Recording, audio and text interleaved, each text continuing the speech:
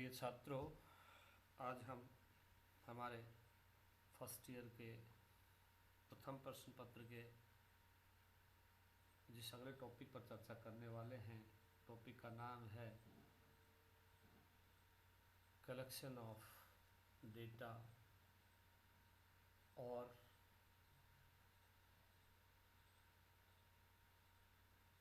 What is the difference between primary and secondary data, यानी आंकड़ों का संकलन कैसे करते हैं अर्थशास्त्र में, स्टैटिस्टिक्स में, और उस संकलन के आधार क्या हैं और संकलन जिन आधारों पर किया जाता है उसका सोर्स क्या है। इन सब बातों पर हम चर्चा करेंगे कि आंकड़ों का संकलन, कलेक्शन ऑफ डेटा, यानी अर्थशास्त्र में, स्टैटिस्टिक्स में किसी भी समस्या के विश्लेषण के लिए आवश्यक है कि हम उससे संबंधित समंकों का कलेक्शन करें, उससे संबंधित सूचनाओं का कलेक्शन करें और उस सूचनाओं के कलेक्शन के आधार पर हम ये तय करें कि उस समस्या की प्रकृति कैसी है, उसका समाधान कैसे हो सकता है। स्टैटिस्टिक्स में, सांख्यिकी में आंकड़ा एक ऐसा साधन है जो सूचनाएं प्रदान कर समस्या को समझने में सहायक होता है। अतः आंकड़ों के संग्रह का उद्देश्य किसी समस्या के स्पष्ट एवं ठोस समाधान के लिए साक्ष्य जुटाना है। मतलब आंकड़ों के संग्रह का उद्देश्य होता है कि किसी भी समस्या का स्पष्ट समाधान हो, ठोस समाधान हो, उसके लिए क्या साक्ष्य हैं, उन साक्ष्यों को जुटाना। इसलिए सांख्यिकी अनुसंधान के लिए आंकड़ों का संकलन सबसे प्रथम एवं प्रमुख कार्य है। आंकड़ों के मुख्य रूप से दो स्रोत होते हैं, पहला प्राथमिक स्रोत होता है, दूसरा द्वितीयक स्रोत होता है। प्राथमिक स्रोत वो स्रोत होते हैं जो अनुसंधान के दौरान मूल रूप से एकत्रित किए जाते हैं, जो अनुसंधानकर्ता द्वारा एकत्रित किए जाते हैं। मान लीजिए हम कॉलेज में पढ़ने वाले छात्रों के सामाजिक आर्थिक स्थिति का अध्ययन करना चाहते हैं, तो हम उन छात्रों के बारे में प्राथमिक जानकारी कि उनके माता पिता क्या करते हैं, उनकी कितनी आय है, उनका क्या बिजनेस है, उनका क्या व्यवसाय है, परिवार की सदस्यों की संख्या कितनी है, शिक्षा पर उनका खर्च क्या है, खाने पर उनका खर्च क्या है, आदि आदि। तो ये जो आंकड़ा एकत्रित किया जाता है प्राथमिक स्तर पर, मूल रूप से ठेठ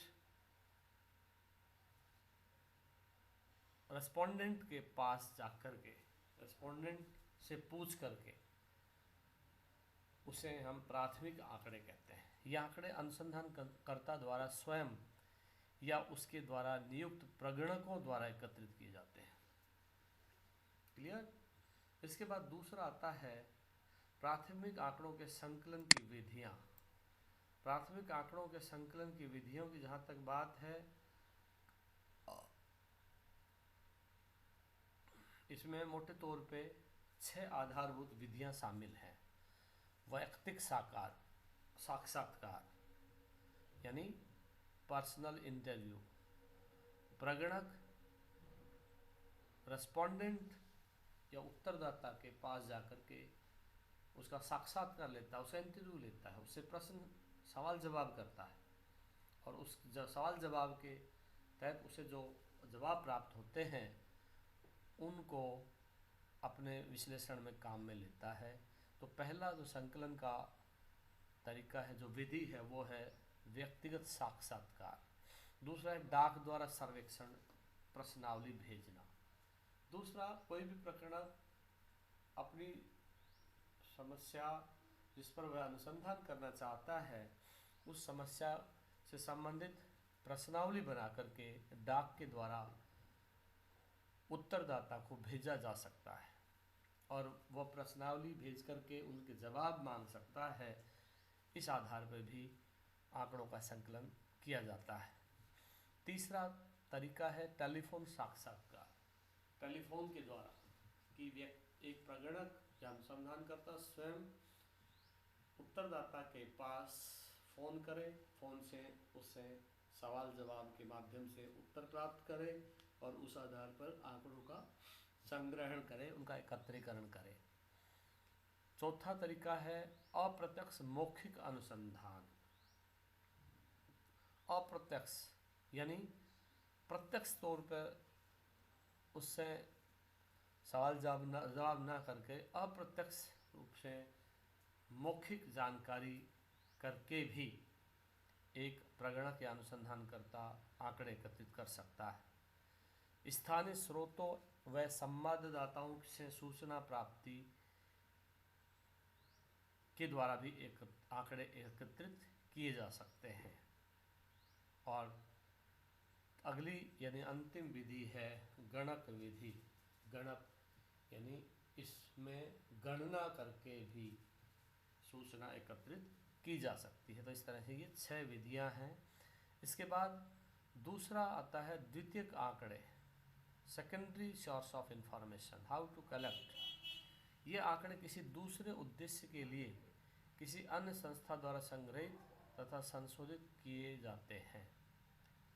द्वितीयक आंकड़ों के कौन कौन से स्रोत हैं, यानी द्वितीयक आंकड़ों से तात्पर्य ये आंकड़े मूल रूप से उत्तरदाता से प्रगणक या अनुसंधानकर्ता द्वारा एकत्रित नहीं किए जाते, बल्कि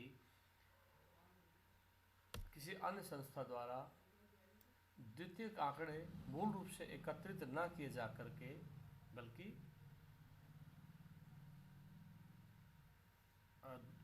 दूसरे द्वितीयक स्रोतों से ज्ञात किए जाते हैं। इनके स्रोत कौन कौन से हैं? जैसे पहला स्रोत है प्रकाशित स्रोत, दूसरा है अप्रकाशित स्रोत और तीसरा अन्य स्रोत। तो प्रकाशित स्रोत में यानी पब्लिश्ड सोर्सेज में सरकारी रिपोर्ट हो सकती है, सरकारी अखबार हो सकता है, सरकारी जर्नल हो सकता है, या कोई अर्धशासकीय प्रकाशन हो सकता है, कमेटी या आयोग की कोई रिपोर्ट हो सकती है, निजी प्रकाशन से संबंधित जैसा कहा अखबार या कोई समाचार पत्र या कोई मैगजीन या कोई अनुसंधान संस्थान या कोई व्यापारिक संस्थान या कोई अंतर्राष्ट्रीय प्रकाशन। ये जो प्रकाशित सूचना के स्रोत हो सकते हैं जिनके द्वारा रिपोर्ट या पेपर या अखबार या मैगजीन या जर्नल प्रकाशित की जाती हैं। दूसरा है अप्रकाशित स्रोत। अप्रकाशित स्रोतों में कुछ आंकड़े अप्रकाशित स्रोतों से भी प्राप्त किए जाते हैं, जैसे ऑफिसेज में फाइल देख करके जानकारी एकत्रित करना या किसी लाइब्रेरी में जाकर के वहाँ पुराने रिकॉर्ड से जानकारी एकत्रित करना। ये अप्रकाशित स्रोत भी हो सकते हैं, हस्तलिखित स्रोत भी हो सकते हैं। और तीसरे स्रोत हैं वेबसाइट, यानी आजकल जो ऑनलाइन वेबसाइट्स हैं जानकारी एकत्रित करके भी द्वितीयक आंकड़ों का संग्रहण किया जा सकता है। तो इस तरह से आंकड़ों का संग्रहण, समंकों का संग्रहण एक बहुत महत्वपूर्ण प्रक्रिया है अर्थशास्त्र में, और इसके लिए किसी भी अनुसंधानकर्ता को इन 2 विधियों से आंकड़े एकत्रित करने होते हैं। आंकड़े एकत्रित करने के लिए जो प्रश्नावली बनाई जाती है, उस प्रश्नावली को तैयार करते समय कुछ बातें ध्यान में रखनी चाहिए। जैसे उस प्रश्नावली में जो अनुसंधान करता है उसका परिचय होना चाहिए और उसके उद्देश्य क्लियर होने चाहिए कि वह क्या चाहता है। इसके साथ ही प्रश्नों की उपयुक्त संख्या होनी चाहिए। उसमें जिन जिन समस्याओं या जिन जिन विषयों पर अनुसंधानकर्ता को जानकारी चाहिए उनसे संबंधित प्रश्न स्पष्ट रूप से लिखे हुए होने चाहिए और उनकी पर्याप्त संख्या भी होनी चाहिए। प्रश्न छोटे हों, सरल हों और स्पष्ट हों। ये नहीं है कि उन प्रश्नों में किसी तरह की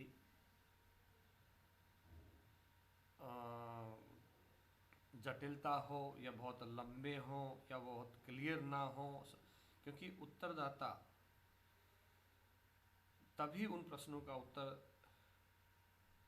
देता है जब उसकी समझ में आता है कि अनुसंधानकर्ता क्या चाहता है। यदि उसको ठीक से उत्तर समझ में नहीं आएगा और प्रश्न समझ में नहीं आएगा तो उसका उत्तर देने से वो बचेगा। तो ऐसी स्थिति में प्रश्नों का स्पष्ट होना बहुत आवश्यक है। प्रश्नों का एक क्रम होना चाहिए, तर्क संगत प्रश्न होने चाहिए। ये नहीं है कि बेतरतीब या बेक्रम क्वेश्चन पूछ लिए जाएं और फिर उत्तरदाता उनका प्रश्न देने में रुचि ना ले। इसलिए आवश्यक है कि प्रश्नों में तर्क संगतता हो और क्रमबद्धता हो। सूचकों के लिए निश्चित निर्देश। यदि प्रश्न बड़े हैं या कई तरह के प्रश्न हैं तो उनके लिए जो सूचक, जो इंडिकेटर्स हैं, उनका निर्देश भी स्पष्ट रूप से किया जाना चाहिए ताकि उत्तरदाता उन्हें पढ़ करके आसानी से समझ सके और उस प्रश्न के उत्तर देने के बारे में अपनी धारणा बना सके और वो बता सके अथवा वो लिख सके। प्रश्नों के लिए उत्तर के लिए स्थान भी उचित होना चाहिए। ये नहीं है कि उचित स्थान ना दें हम उत्तरों के लिए, या स्थान कम दें या स्थान अधिक दें। ऐसा नहीं है। जिस प्रश्न का उत्तर जितना अपेक्षित है उस अपेक्षा के अनुरूप ही उत्तर के लिए स्थान छोड़ा जाना चाहिए। अगली बात यह है कि अनुसंधानकर्ता द्वारा सिर्फ और सिर्फ अनुसंधान से संबंधित विषयों पर ही फोकस करना चाहिए। ये नहीं है कि वो मर्जी आए जैसे सवाल पूछने लग जाए। इसलिए ज़रूरी है कि अनुसंधानकर्ता उस अनुसंधान से के इर्द गिर्द रह करके उससे संबंधित प्रश्न ही पूछे। कोई भी व्यक्तिगत प्रश्न ना करे जिससे उत्तरदाता को परेशानी हो या उसको लगे कि उसकी निजी जानकारी उससे मांगी जा रही है। इसलिए आवश्यक है और अनुसंधानकर्ता को ऐसी बातों से बचना चाहिए। साथ ही गणना वाले प्रश्नों को से भी बचना चाहिए। ऐसा नहीं है कि उत्तरदाता को हम गणना में उलझा लें, उससे हम स्पष्ट जानकारी मांग करके स्वयं चाहे उसकी गणना कर लें, लेकिन उत्तरदाता को गणना वाले प्रश्नों में उलझाने से बचना चाहिए। इस तरह से कहने का तात्पर्य है कि प्रश्नावली तैयार करते समय अनुसंधानकर्ता को चाहिए कि बहुत ही स्पष्ट हो, बहुत ही क्लियर हो, बहुत ही संक्षिप्त हो, बहुत ही सुसंगत हो, बहुत ही क्रमबद्ध हो, बहुत ही विषय के आसपास केंद्रित किए जाते हुए प्रश्न हो। अनुसंधानकर्ता द्वारा उत्तरदाता से व्यक्तिगत जानकारी हासिल करने का प्रयास ना हो। इस तरह से ये आंकड़ों का संग्रहण आसानी से किया जा सकता है और अनुसंधानकर्ता द्वारा प्राथमिक एवं द्वितीयक समांकों के संग्रहण से किसी भी समस्या का ठीक से विश्लेषण संभव है और उस विश्लेषण के आधार पर उससे संबंधित समस्या का समाधान और निष्कर्ष निकालना आसान होता है। आज के लिए इतना ही। बहुत बहुत धन्यवाद।